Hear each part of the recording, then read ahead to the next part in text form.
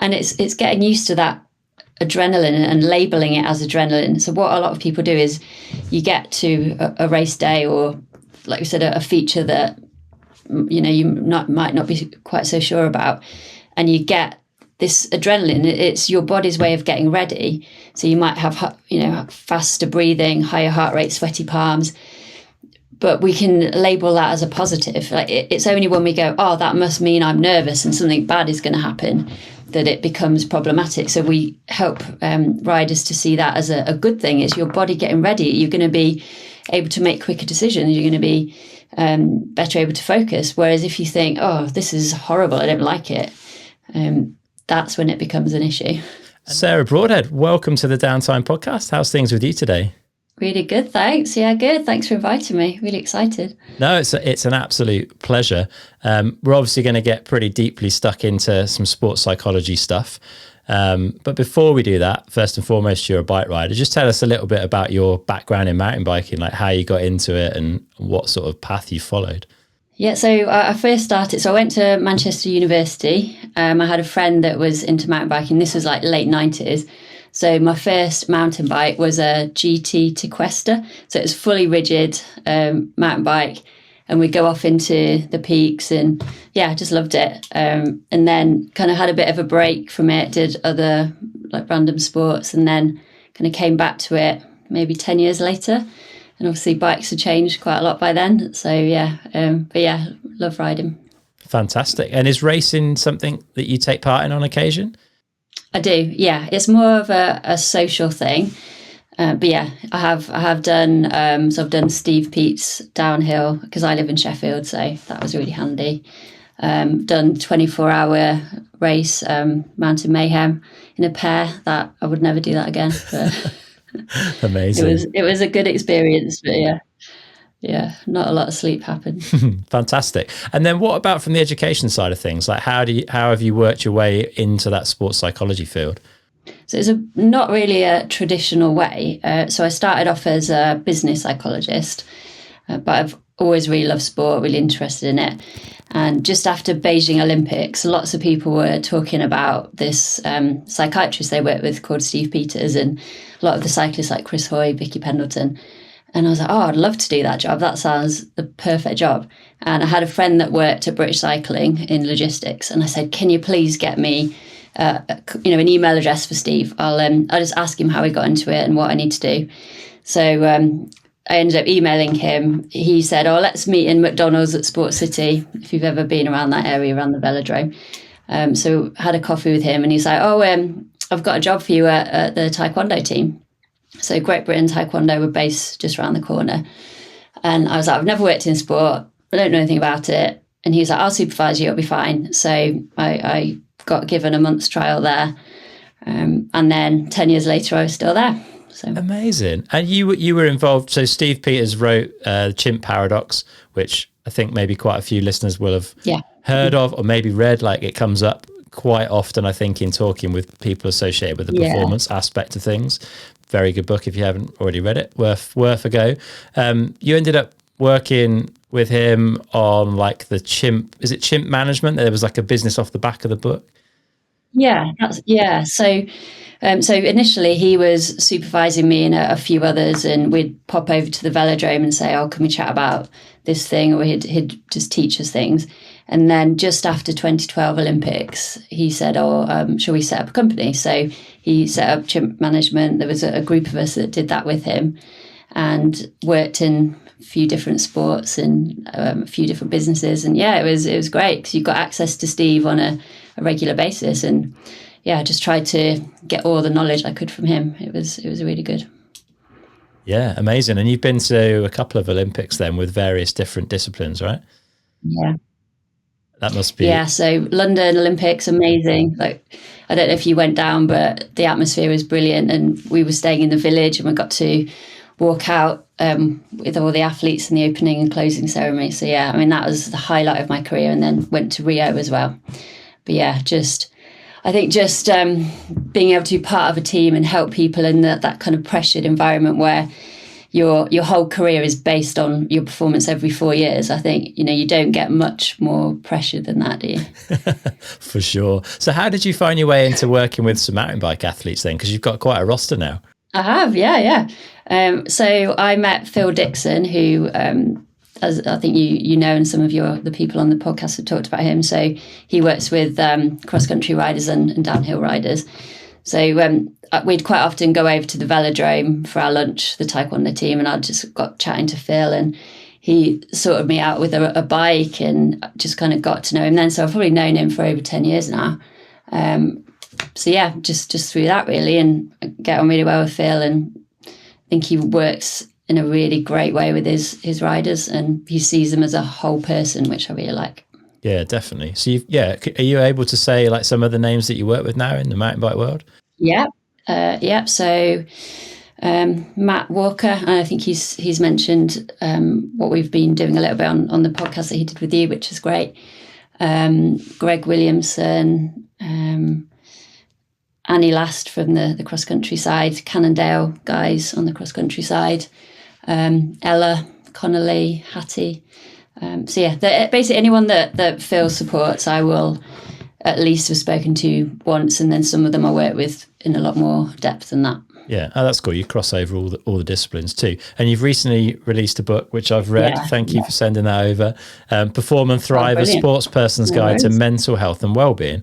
And it seems strange to say this, but I think it's the first sort of performance-based book that I've seen that puts performance together alongside mental health, which seems like a massive gap. It seems really obvious when you say it, but like most books don't directly touch on it. So I think it'd be interesting to get into that sort of mental health piece a bit. Maybe it's worth you like defining how you see mental health. What does it mean to you to be mentally healthy? Yeah, I mean, that was one of the things I really was keen to explore in the book. And I was really lucky that I got to interview lots of different athletes as part of the book. And one of them was Katie Winton, who also listened to your podcast recently, which is great. And I'll describe what she said, and because I think it's a nice one. So she said, having the capacity to do what I want to do, to be able to speak to friends, feel happy, do something nice and not feel bad about it, smile a bit more. So I think it's important that you come up with your own definition of what it means to be mentally healthy. And often it is that being able to feel happy, being able to do things that you want to do, being able to live life the way you want to. But yeah, coming up with your own definition, I think is really important. And I think not feeling that you should be happy all the time. So to be mentally healthy is to experience a whole range of emotions. You're going to feel sad sometimes. You're going to feel a bit down. You're going to, it's that normal fluctuation. If you're experiencing those things for long periods of time and your normal ways of coping aren't working, that's when you might think, oh, that's not great. But we shouldn't expect to feel happy all the time. Yeah, fair comment for sure. I think a lot of people kind of miss that and think maybe there's something wrong because they're a bit down. But I guess it's more about noticing that feeling and being able to work with it than it is not having that feeling in the first place, right? Exactly. Yeah. Mm-hmm. And what factors go into mental health then? Can you break it down into sort of specific areas that maybe we can then look at taking some level of control over?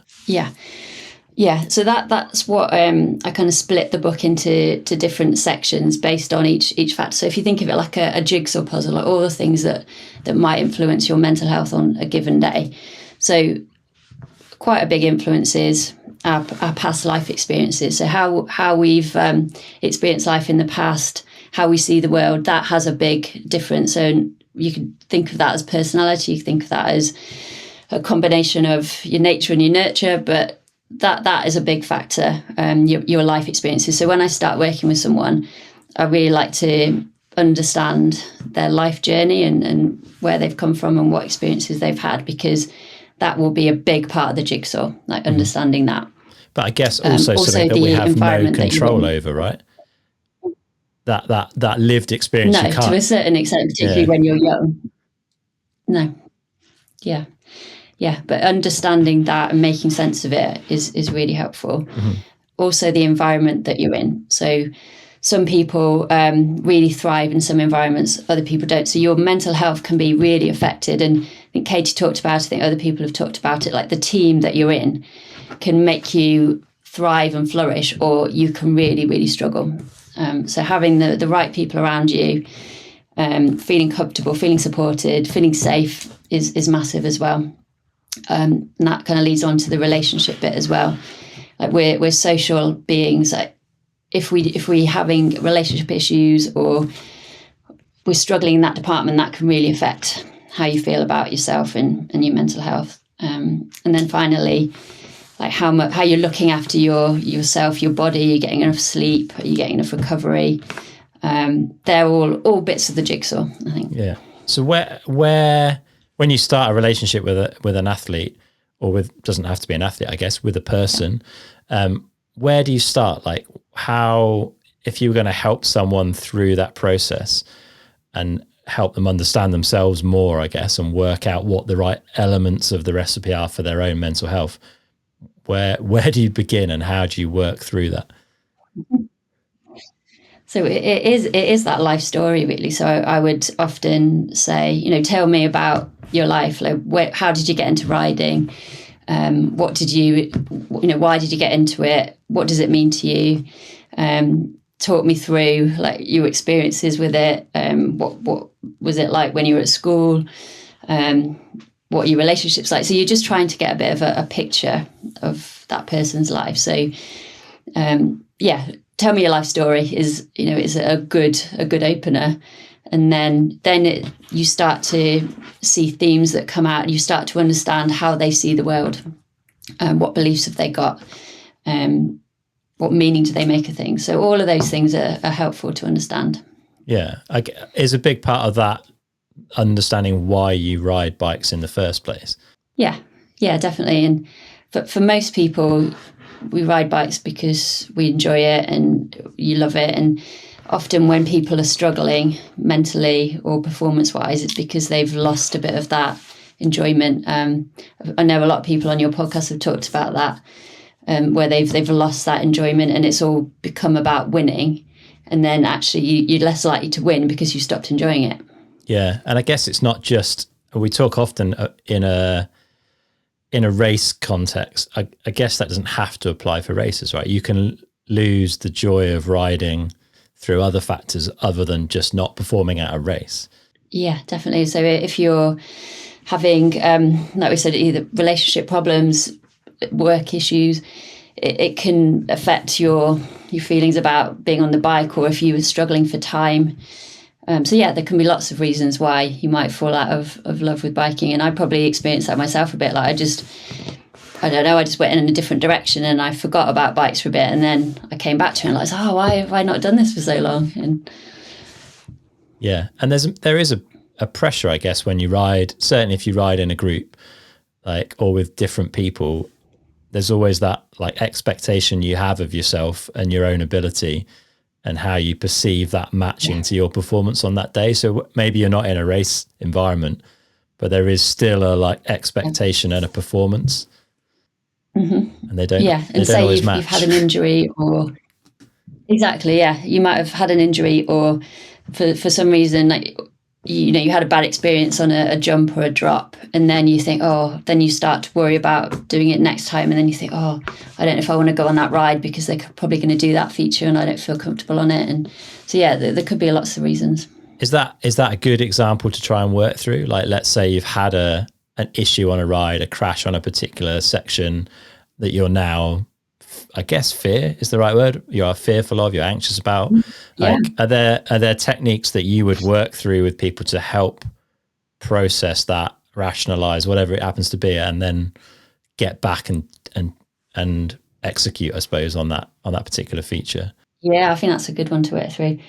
I think starting off by helping people understand how their brain works and why they're experiencing that fear. So massive part of why, part of what our brain does is to keep us alive, that's survival. Matt talked about it. So this is what we did when he'd had his crash and he was like, I'm really struggling, I don't know what's going on. So the first step was helping him understand how his brain worked, and that this part is is there to protect you physically, keep you alive, help you survive, but also for you to be accepted in a social group. So if you think about it, you're not going to survive. Well, you wouldn't have survived the days when we lived in caves if you were on your own. You'd be really, really vulnerable. So we needed to care what other people think of us. We need to feel accepted. We need to feel that people think we're good at things. So those two factors, our brain is constantly looking out for that threat. So when you have a crash or something doesn't go well, or you don't feel like you're riding how you want to, that's the threat part that's active, that's dominant.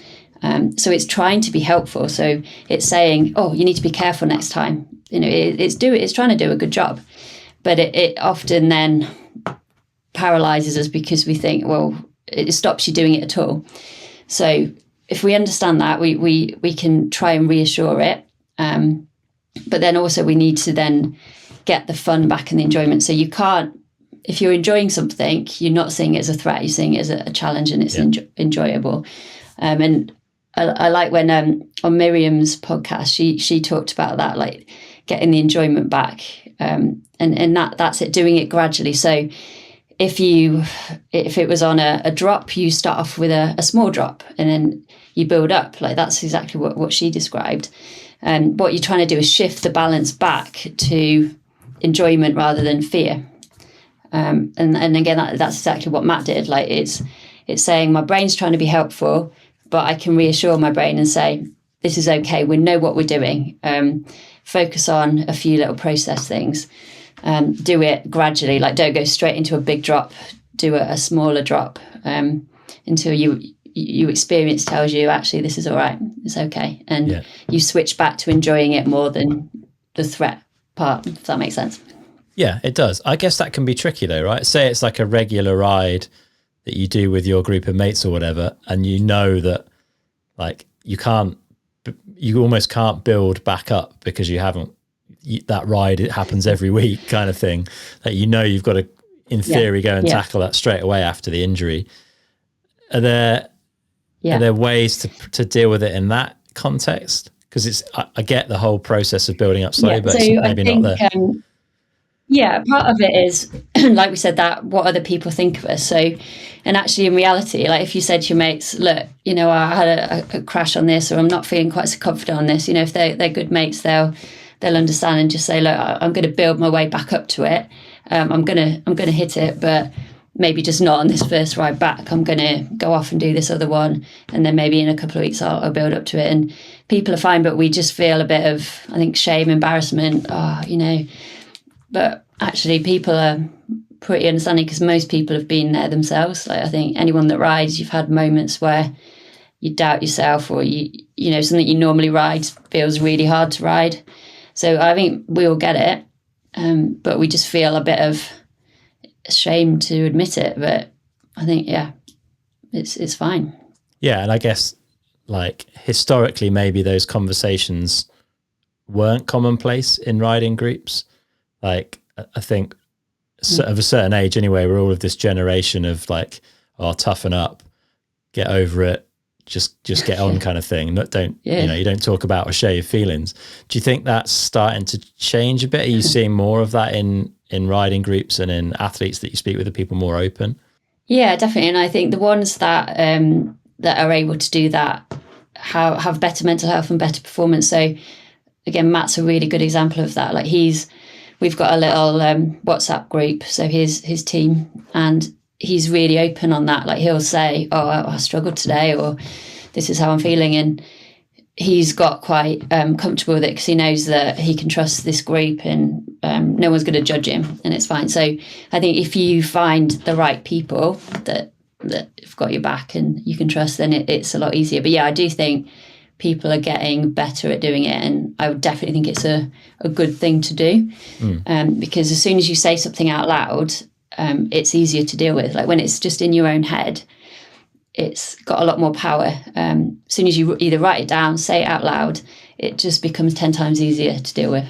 Yeah. What about this sort of thing in a more race like performance context? I think there's a lot of people out there that are incredible bike riders and would maybe like to race, but have found that when they do, they can't put that performance that they're capable of onto the racetrack. Maybe they can do it all weekend until the time run, and then things fall apart. Like, is there advice in those areas of how to deal with some of that, like, I guess, performance anxiety and issues that come in when the beeps start? Yeah, that's such a common thing that people say. And again, if we go back to trying to understand how the brain works. So if you think about, if you've done something lots and lots of times, like say you've ridden from a young age, or like you can ride with your mates and you don't even have to think about it. It's automatic. So there's a part of our brain, like Steve calls it the computer, but it's that automatic part. It could be automatic behaviors, automatic beliefs, but it's very quick. It's kind of unconscious. And if I ask people like, oh, what was your best run? Like, what were you thinking about? They're like, not a whole lot. I might have had a few focus points, but, I was just thinking about flow, or I was thinking about that point. But then what happens when there's a consequence, there's an outcome, that threat part starts to get active because there's a consequence. And when that part takes over, it almost doesn't let the automatic part work. So it's like you're using a different part of your brain. It's like, and then you might start overthinking it. You might be thinking more consciously. You might think, I need to try harder. So if you've ever tried to try harder but going fast, it often has the opposite effect. Yeah. So I definitely recognise that. So what we want people to do is get into that automatic mode and deal with the worries, deal with the fears, but then switch into, right, I'm just gonna think of a few little things. So it might be like heels down, it might be look ahead, it might, really simple, uncomplicated things, but that keep you in that flow state. Lucas Shaw talked about it when he started thinking too much about the outcome and winning and wanting to win. He wasn't thinking about the process. So we really need to help people focus back on that, enjoying it, finding flow, all of that kind of stuff. So it's accepting that, of course, you want to win, of course, you want to do well. But if we focus on that, we're not in the automatic part of the brain. We're not going to be able to go as quickly. We're not going to be able to make decisions as quickly. Yeah. Are there techniques to get into? I mean, it's this flow state. It's what everyone's kind of chasing, because not only is it effective from a performance perspective, but it feels good. We like being in flow state. When you find that flow state task in your work and time just flies, you're enjoying what you're doing. Similar thing, right? When you're on your bike and you're in flow, it's the best feeling on the planet. But I think for pretty much everyone, it's a rare place to get to. Any advice on like spending more time there? Yeah, I think often it's because we haven't addressed those fears, those worries, those threats. So it's really hard to get into that flow when we've got all that going around our head. So that's why, as I was saying before, being able to acknowledge those things and saying, actually, this is really important to me, or I'm worried about this thing. And being able to either write it down, talk it through with someone, it enables it to have less power. So then you're more likely to be able to get into that automatic state. So dealing with expectation from yourself, from others, dealing with, I have to win this, or all of those things, if we don't deal with them, they're the things that stop us getting into flow. I guess. And they're the things that, sometimes athletes will say, I don't want to say those things, because it's like admitting it. It's like, I just want to be positive all the time and say, I'm feeling great and it's all going to be great.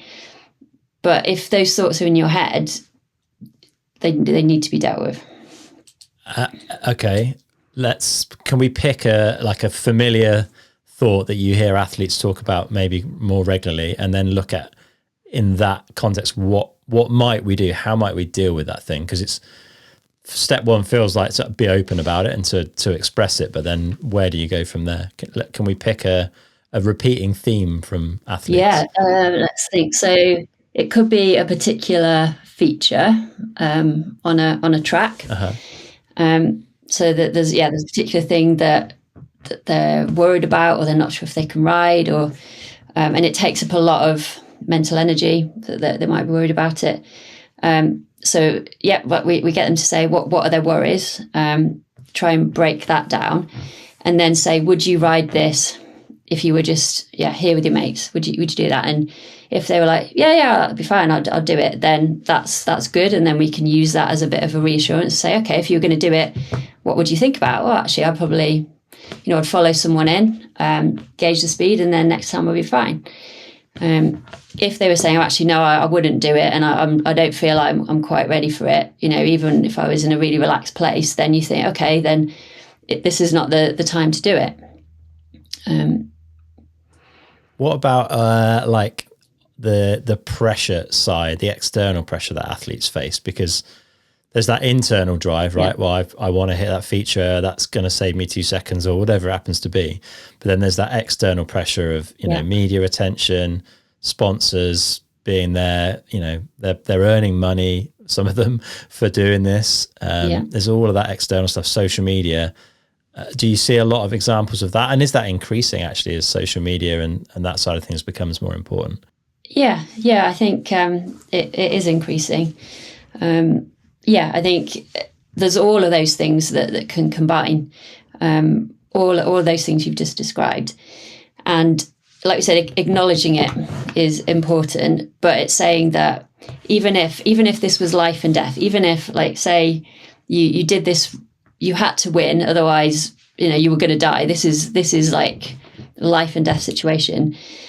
What is going to give you the best chance of riding well? What's going to give you the best chance of having the best run you can? And then shifting the focus back to that. So almost accepting all of those things might exist, but it's whether we choose to focus on them or not, whether we give them energy or not. Mm-hmm. And that's why having good people around you that can pull you back. So like Phil's really good, Will as well, like Matt's manager, like good at saying there's all this stuff going on, but let's just focus on race day plan. Like focus back on things that you can control. Yeah. You can control when you have your breakfast, when you do your warm up. Matt talks about visualizing as well. Like you can picture yourself in the start gate and imagine all of the noise, everything going on, but imagine that you're going to calm yourself down, focus on your breathing, have your focus points for the track. Like you can do all of this stuff. That's all in your control. That's what we try and do is say there might be all this noise, all these consequences, but we're going to choose to focus on the things that we can do something about. Yeah. And is that, the engagement of this focus and process stuff, is that race day? Is it race week? Or is it every day? Like when does this start and finish? I think it's every day really, isn't it? I think you need more focus on race days, but if you don't practice these skills away from the race, you can't expect to rock up at a race and then suddenly be able to focus. You've got to practice these skills. The same, like that's why visualizing is good. Like you can put yourself in that race environment, even if it's weeks away, and your body is getting used to that adrenaline. It's getting used to calming yourself down. It's something you have to do way before the race day. Yeah, it's quite amazing. Like if I think about riding, my heart rate goes up, not through fear or anything. It's just like, it's almost like I am riding a bike. Like I can sit with a heart rate monitor on and it will change as soon as I think, whether it's positive or negatively about riding. Yeah. And it's getting used to that adrenaline and labeling it as adrenaline. So what a lot of people do is you get to a race day or, like we said, a feature that you might not be quite so sure about, and you get this adrenaline. It's your body's way of getting ready. So you might have faster breathing, higher heart rate, sweaty palms, but we can label that as a positive. Like it's only when we go, oh, that must mean I'm nervous and something bad is going to happen, that it becomes problematic. So we help riders to see that as a good thing. It's your body getting ready. You're going to be able to make quicker decisions. You're going to be better able to focus. Whereas if you think, oh, this is horrible, I don't like it, that's when it becomes an issue. And that makes so much sense when you say it, and it feels like a really simple thing. Well, let's just change that thing that you currently perceive as negative into perceiving it as a positive. But the reality of doing that is much harder. Like, how do you get from, let's take adrenaline as an example. How do you get from adrenaline freaks me out and I feel like something bad's going to happen, to, oh, this is good, I'm getting like amped up to do something special?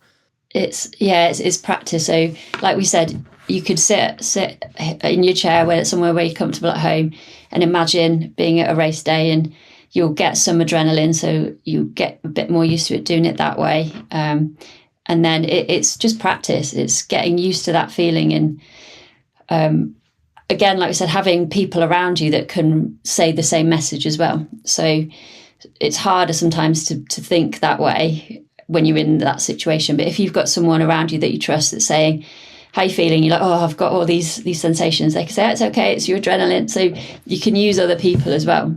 And you can talk about it together.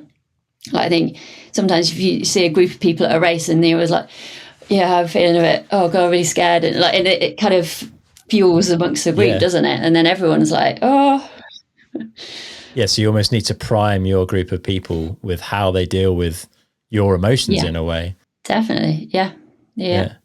And sometimes I'll say to riders, like, write down what you want people around you to say, because often we just leave it to chance. But you could just say, I find it really helpful when you say this. I don't find it as helpful when you say that. But say it like well before the race, and it just makes everyone's life easier because you're ready for it, and you're not going to say something that makes them feel even more stressed. Or do you tend to use mantras with riders? Is that something that features?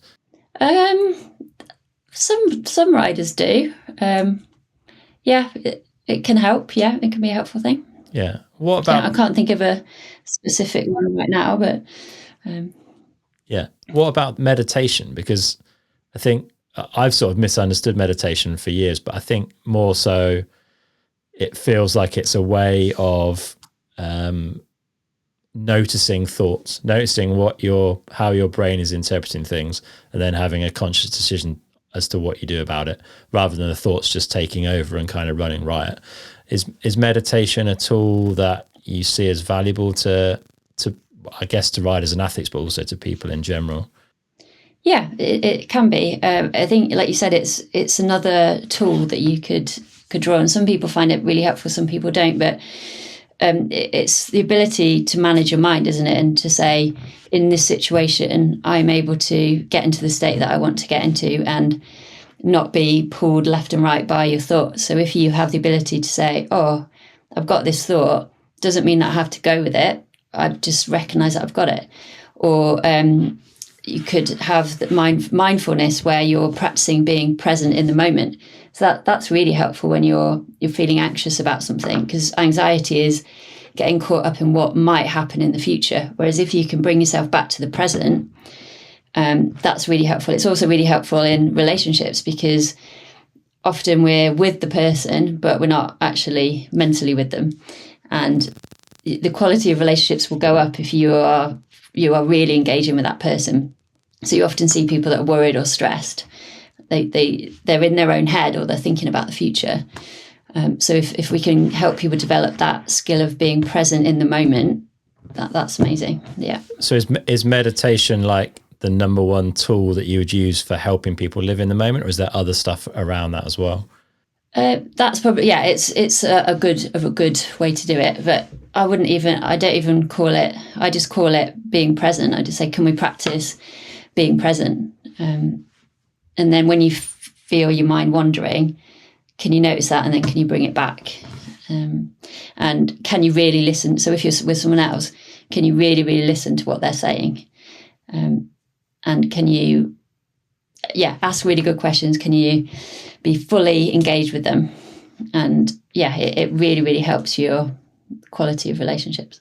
Yeah, which is super important, right? Every person on the planet has relationships, whether they feel that way or not. It doesn't have to be a partner. It can be your riding buddies, your housemates, your teammates. Yeah. And you see so much the fit of a rider into a team really has an impact on their performance. I think there aren't many riders that don't click with the team but still perform well.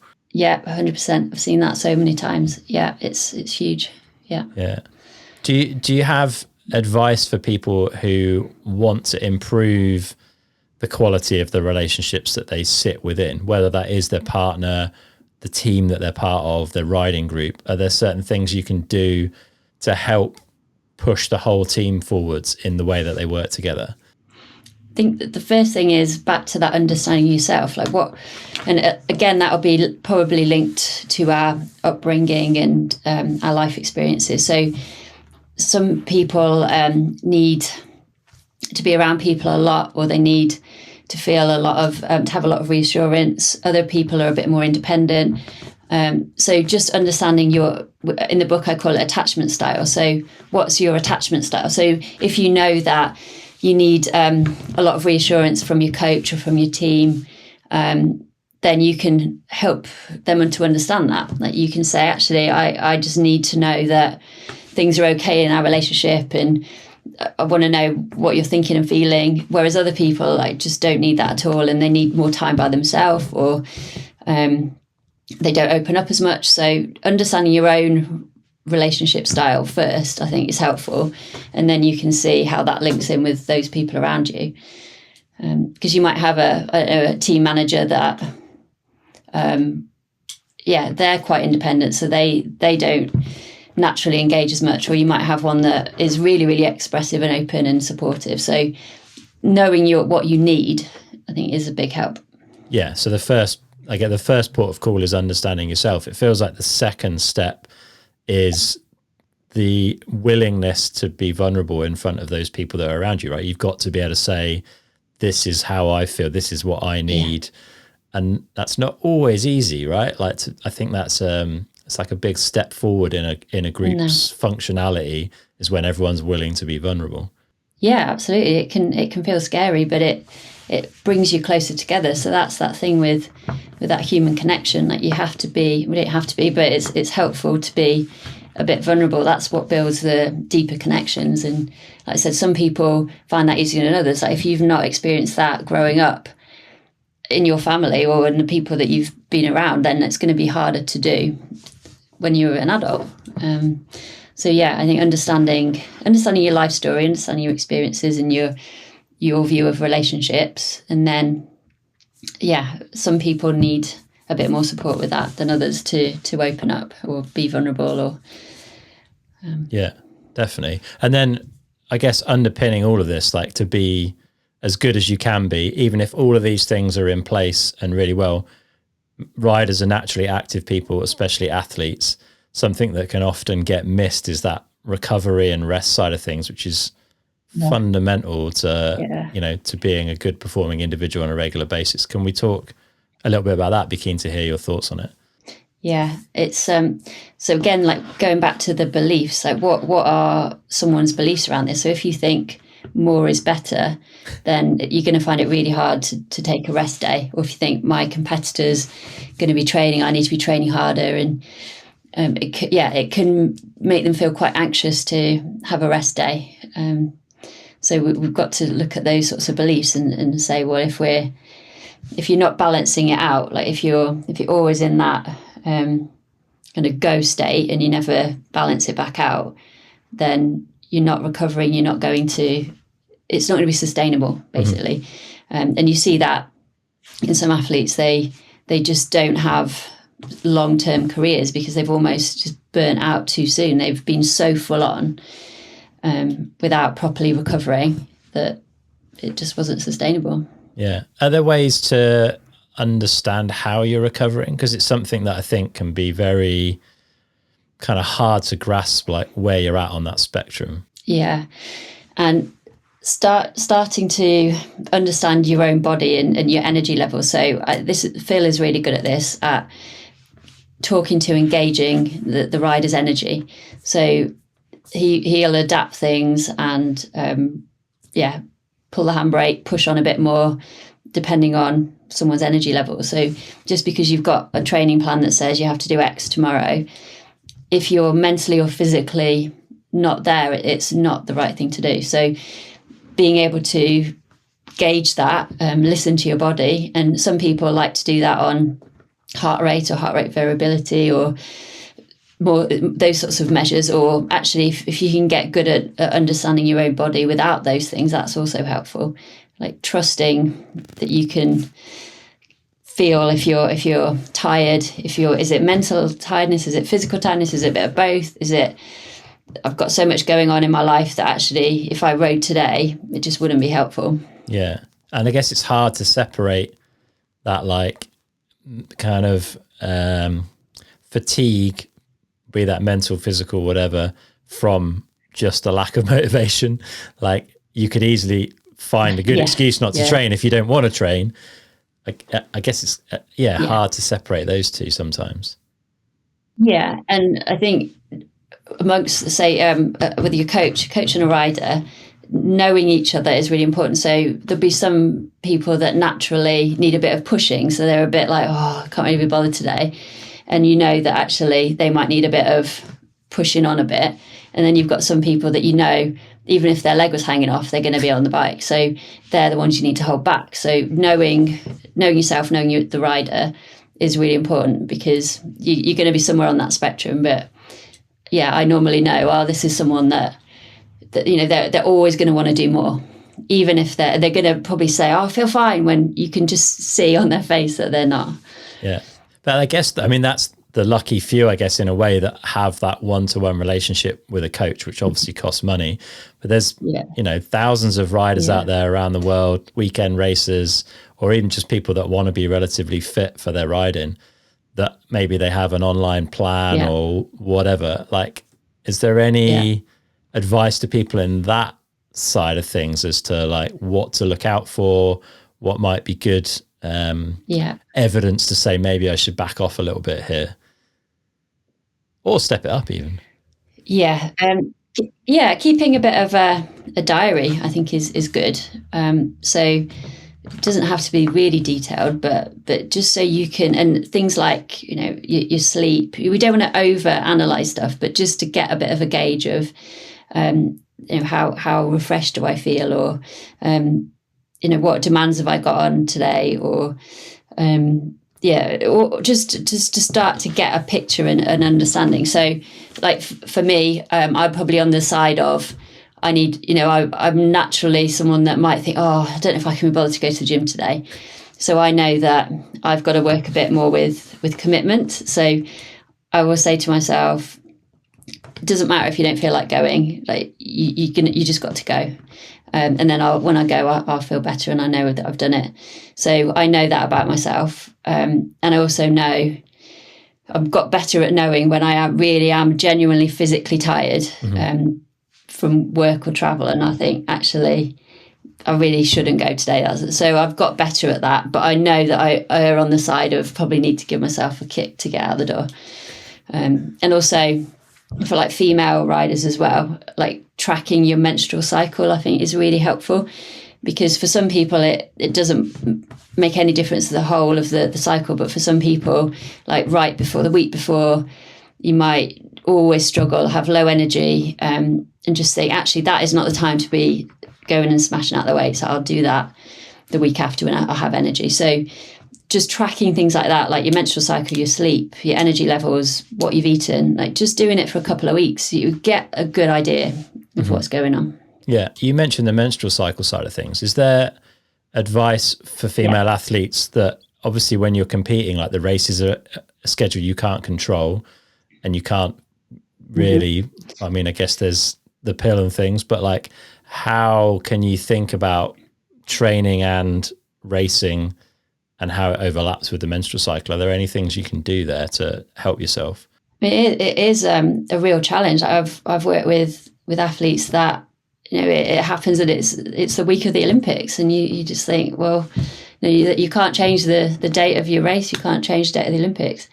And for some people, like I said, they don't want to go on the pill or those sorts of things. So again, having that awareness and knowing this is what helps me in that week. So I know that even though I've got this competition coming up, I just need a bit more sleep, or I need to eat certain things, or just having that awareness, I think, can help. And also knowing that it might not feel great, but I can get through it because I've got through it last time. And you can adapt your training, but when it comes to a race, you're just going to have to manage it the best you can. And those people around you that you trust, they know as well, and they can support you. But yeah, it can be a challenge. Yeah, it feels like that the underlying theme of pretty much everything here is like a self-awareness, like understanding how you operate, what your energy cycles are, who you are as a human is like fundamentally underpinning pretty much everything we've touched on.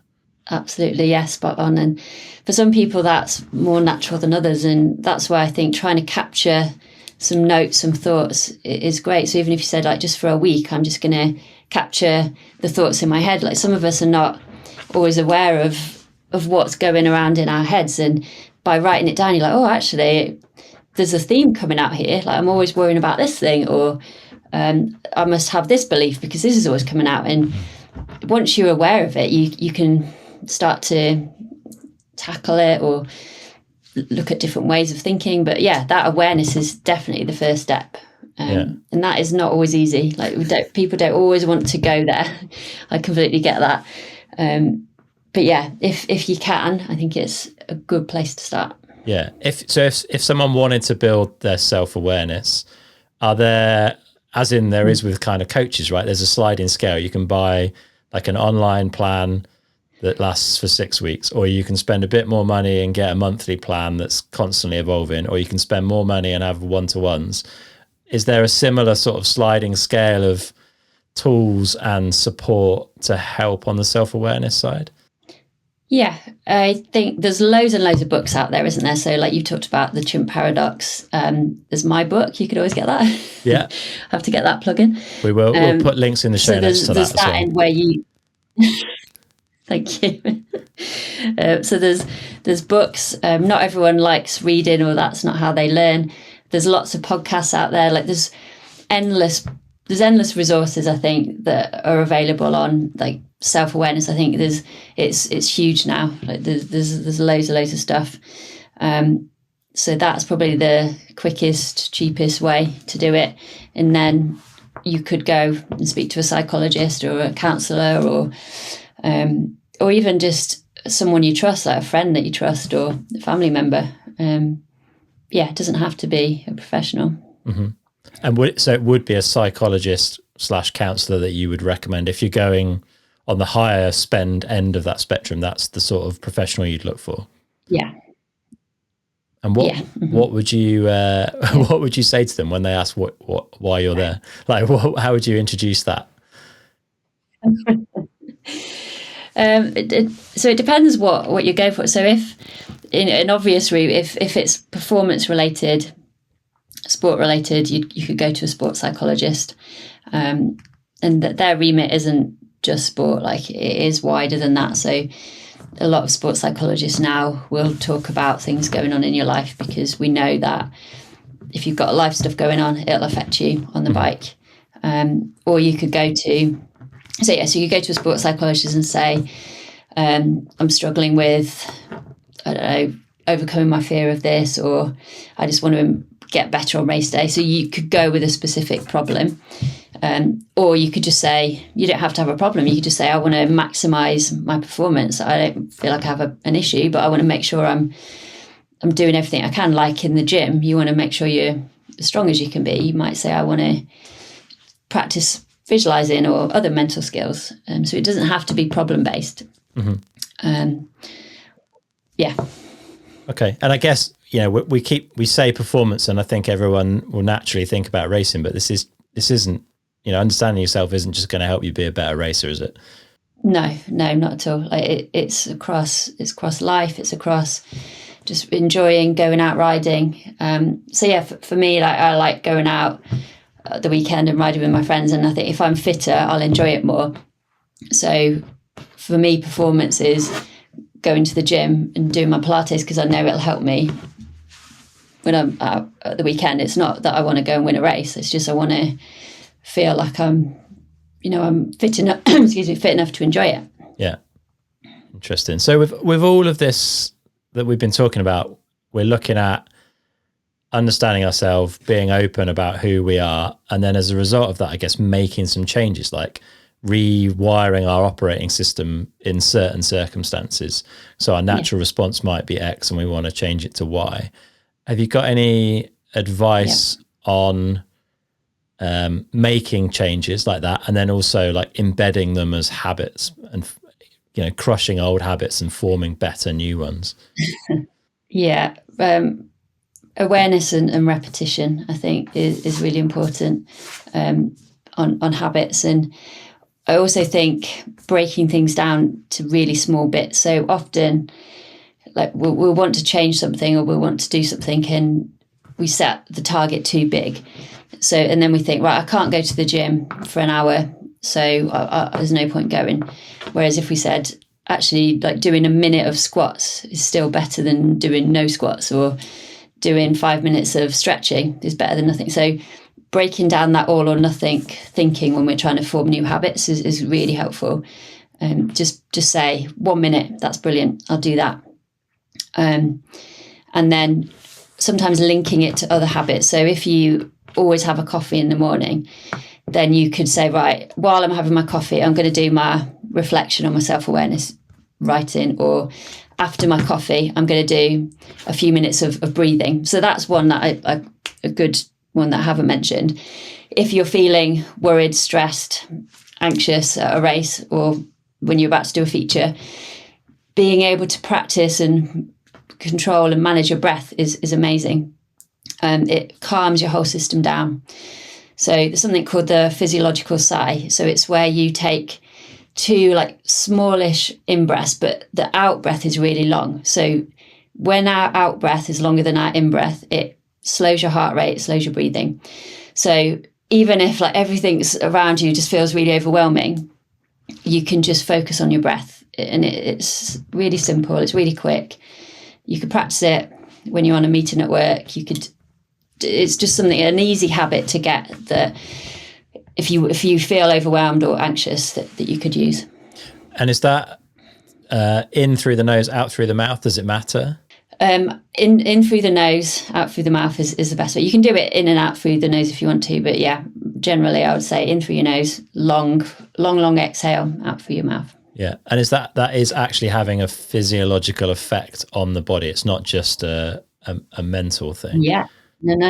And you can test it. So you can take your heart rate, and then you can do that maybe 5-10 times, and then test your heart rate afterwards. And it's the best, quickest, most effective way to change your physiology. Interesting. Yeah. And we definitely have a habit of holding our breath when we're, you know, scared of something. Like you come into a feature that you're nervous of and you stop breathing. It's ridiculous. It's actually really hard to be tight and stressed when you're breathing properly. Exactly, yeah. Last weekend there was like this event in Sheffield. It was like a little like hill climb that was right by Sheffield Station, like up the cobbles.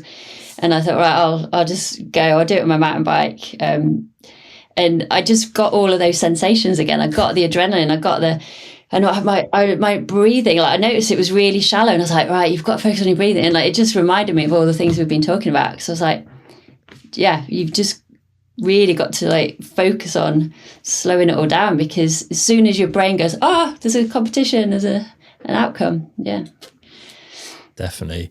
And in general then, how do you think the sport of mountain biking is doing in the way that it supports athletes from a mental health perspective? Because it feels like we are starting to see more openness on that. So I guess Katie is a good example. You know, she stepped away from racing last year really because the place she was in wasn't the right place for her to be racing. And we're starting to see just a little bit more of that coming out, which feels like a positive sign. But how do you think we're doing? Yeah, good. I think like people coming on your podcast and being open is really, really helpful. I think they're you know, often they're put on pedestals, but they're just humans, aren't they? And they experience all the same emotions that we do. And them talking about it, role modeling it, I think is amazing. So I think that's good. I think there's much more awareness around concussion as well, which I talk about in the book, which I think wasn't there a few years ago. So yeah, I do think things are getting better. I think hopefully teams as well, professional teams are getting better at understanding and supporting riders. And I think they're realizing that if you just talk to riders about winning and pressure and all that kind of stuff, it doesn't get the best out of them. So I think the switched on teams are the ones that just think, we've got to have happy athletes. Yeah. What advice would you give to people from teams that are maybe listening to this? So there's certain things you'd ask them to think about or to go and do? Because I think often like they feel pressure as well. So they've got bosses, they've got sponsors that are putting pressure on them. So often do with staff, like the staff, the support team around the athletes, they need to work on themselves as well. They need to say, I get stressed about this, I get worried about this, I feel the pressure. How am I going to manage that so I don't pass that on to the riders? So they've got to have that support and self-awareness as well, because it can be a tough place for them as well. Yeah. Do you often they're not the ones like on the hill riding, like they're watching, and that's quite a tough place to be. Like you've only can do so much, and then you have to let the riders go, but you can be responsible for it as well. Yeah. Have you coached any team staff out of interest? You don't have to name names, but yes. So that's often a lot of my work is with the people that support the riders. So yeah.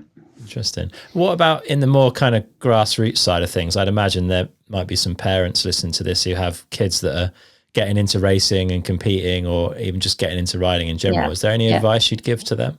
It's that enjoyment piece, I think, and Matt talked about it as well. Just keeping that, like remembering why you got into the sport, and if it stops becoming fun and it becomes too serious, then that's when people drop out. So yeah, you just want to keep it as fun. You never want to lose the fun, basically, and just remember why you're doing it, and also trying to make it more than just about winning. So there's loads of research in mental health that if we have like a meaning or purpose outside of ourselves, then we're generally happier. So if all we focus on is ourselves and winning, and that's it's understandable, but it's not always helpful long term. So I think like Cy Payton talked about it on your podcast around helping out, like digging trails or picking up rubbish, or you could just help one of your teammates or one of your people that you ride with, like making your life wider than just about you and your biking results is super important. Yeah. It might seem a bit counterintuitive because you think, no, I've got to be obsessed and focused on me, but by widening your horizons a bit, it just will massively help your mental health. It will massively help your performance. It will give you perspective. You'll ride better. And that's been proven, right? There's plenty of evidence for that. Mm-hmm. Yeah, absolutely. Yeah. And that's the people that really, not always, but that struggle with their mental health. They don't have a purpose or a meaning. They don't have a why. They don't have anything to get out of bed for. So yeah, it's really important. And detaching your self-worth from just your results. So if you think, if I don't win this bike race, I am worthless as a person, the consequence of that is you're going to maybe go to some dark places with that. Yeah. Which I guess if you're at the top end of a sport, it's very easy to get sucked into that, right?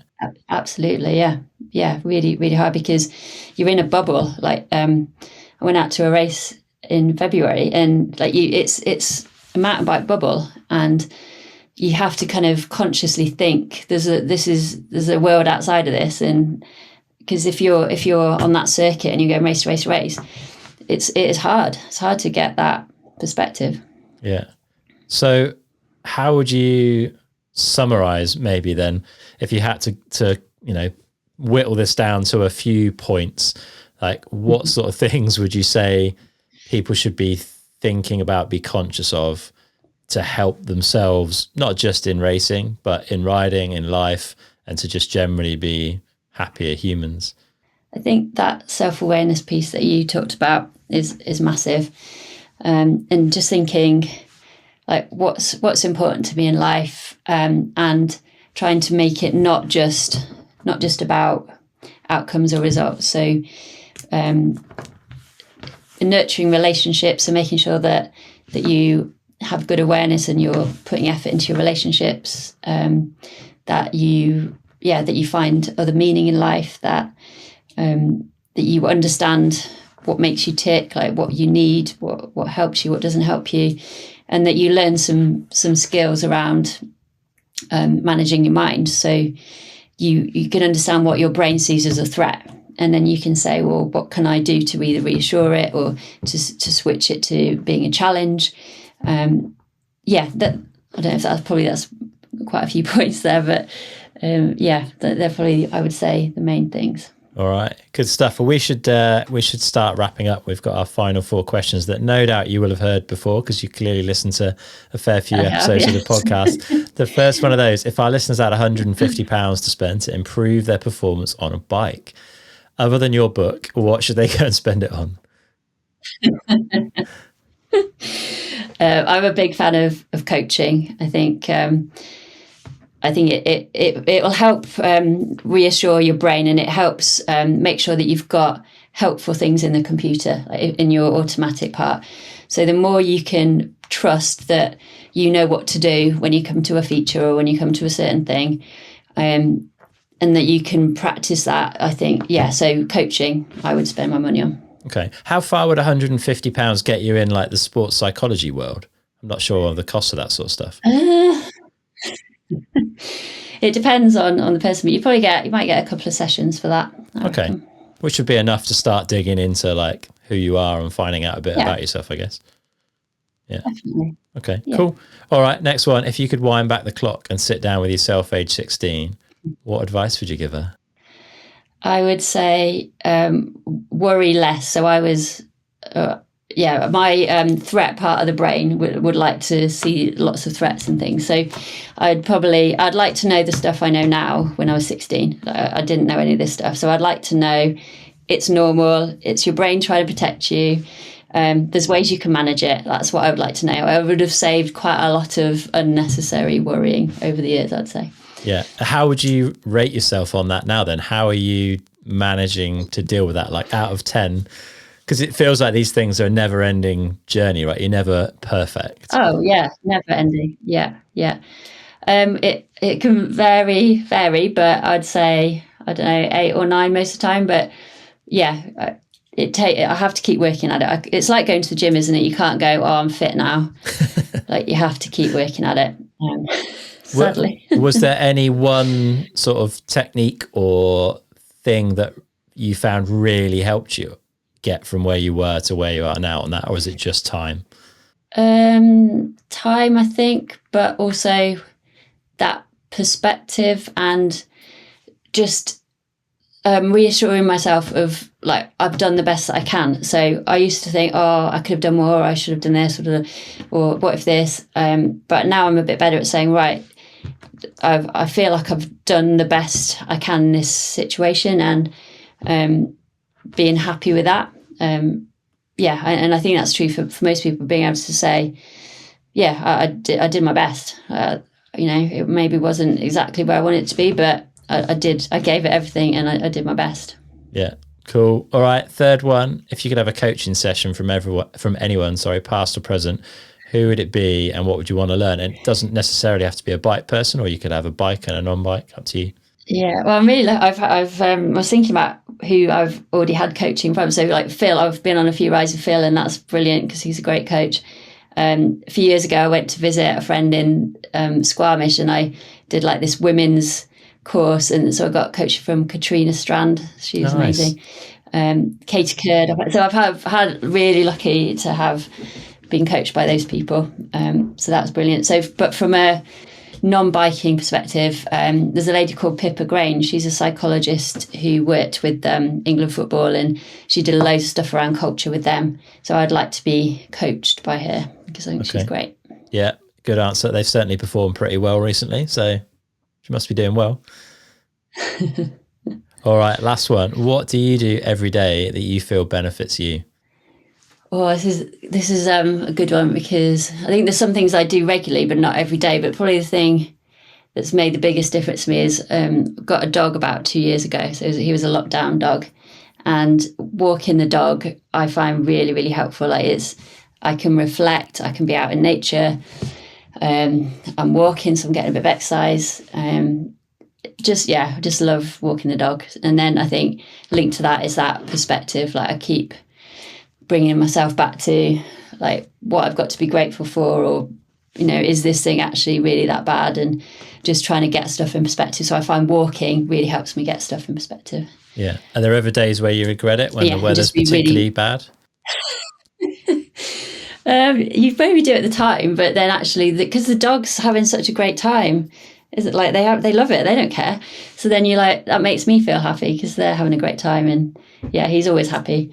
And then I just remind myself, like, I'm really grateful that I get to work with some amazing people. Like, that, I just think I get to work with really, really great people that are doing stuff they love, and I love it as well. So yeah, I'm really lucky. Very nice. It's a good place to wrap it up. It's been super interesting chatting. There's so much to this topic. We've kind of scratched the surface, but hopefully it gives people some things to think about. Yeah. If people want to find out more, obviously there's the book, but yeah, where can they find the book? Yeah. And is there anywhere else you would recommend they look? So yeah, book is on Amazon, the usual places. I've got an Instagram, Sarah B Psych. Not so great. That's why I wrote a book, because I find it hard to like summarize things into Instagram posts. I thought, I'll just write a book. So yeah, but I am on Instagram as well. Out of interest, how was the process of writing a book? Generally, I enjoyed it. I got to interview lots of interesting people, so that was my favourite bit. And then I actually really did mostly enjoy it. There were some days where you think, I don't know where to start with this, but that's a good example of you just got to stick to a process, and you've got to like just break it down. And some days it is commitment. No, some days you're just like, I don't want to do this, but you just do it. Good stuff. All right. Well, but generally, I really did enjoy it. Great. It is a really interesting read. There's lots of good stuff in there if people want to check it out. I'll stick links in the show notes for the episode on the website so people can find that. But yeah, thanks for your time, Sarah. Really appreciate it, and looking forward to seeing how things get on for all of your athletes over the coming race season. Yeah, it's exciting. We're getting going soon. Yeah, it's good. Good stuff. All right. Thank you. Thanks, Chris. Take care.